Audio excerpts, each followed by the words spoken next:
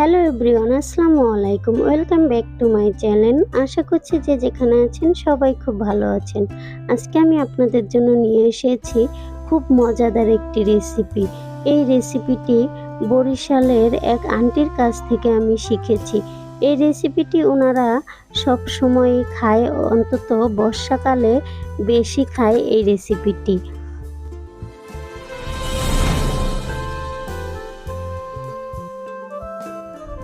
চলুন তাহলে আমি রেসিপিটি শুরু করি।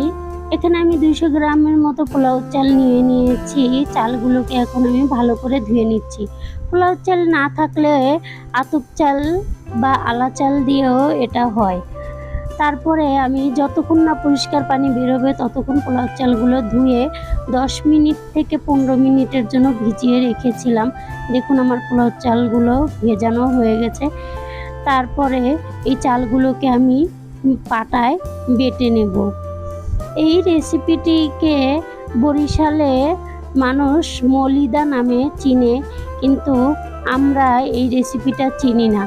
আমাদের গ্রামের মানুষ হয়তো এটার নামও জানে না বা কখনো খাইনি। আমি এই প্রথমবার খেয়েছিলাম। প্রথমে যখন আন্টি দিয়েছিল তখন আমি বলেছিলাম না আন্টি খাবো না, কিন্তু পরে আন্টি জোর করাতে খেয়ে দেখি খুবই আমার কাছে ভালো লেগেছিল। জানি না কার কাছে কেমন লাগে, কিন্তু আমার কাছে এই রেসিপিটি খুবই ভালো লাগে।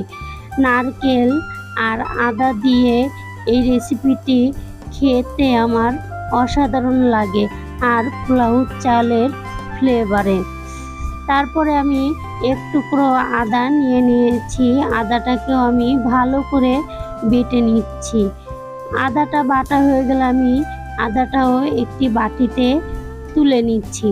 তুলে আমার সবগুলো উপকরণ রেডি। এখন আমি একটি বাটিতে যে চালটা বেটে রেখেছিলাম সেগুলো ঢেলে সেখানে চিনি দিয়ে দিচ্ছি স্বাদ মতো। চিনিটা দেওয়ার পর এরপর দিয়ে দিচ্ছি আদাটা হাফ চামচ পরিমাণ দিচ্ছি, আপনারা আপনাদের পছন্দ মতো দিয়ে নেবেন। এরপরে দিয়ে দিচ্ছি নারকেল, কুড়িয়ে রেখেছিলাম এই নারকেলটা।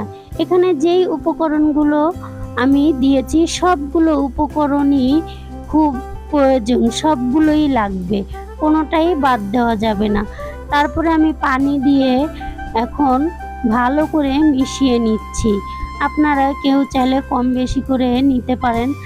আমি একটু পাতলা করেই গুলিয়েছি, আপনারা চাইলে আরও ঘন করে গুলিয়ে নিতে পারেন। এরপর আমি বরফ দিয়ে নিয়েছি। পানিটা আমার ঠান্ডা ছিল না, তার জন্য আমি বরফ দিয়ে নিয়েছি। তারপর দেখুন গ্লাসে 2 টুকরো বরফ দিয়ে এখন আমি গ্লাসে ঢেলে পরিবেশন করে দেখাচ্ছি। দেখতেও ঠিক লাচ্ছির মতো, কিন্তু স্বাদটা একদম অন্যরকম।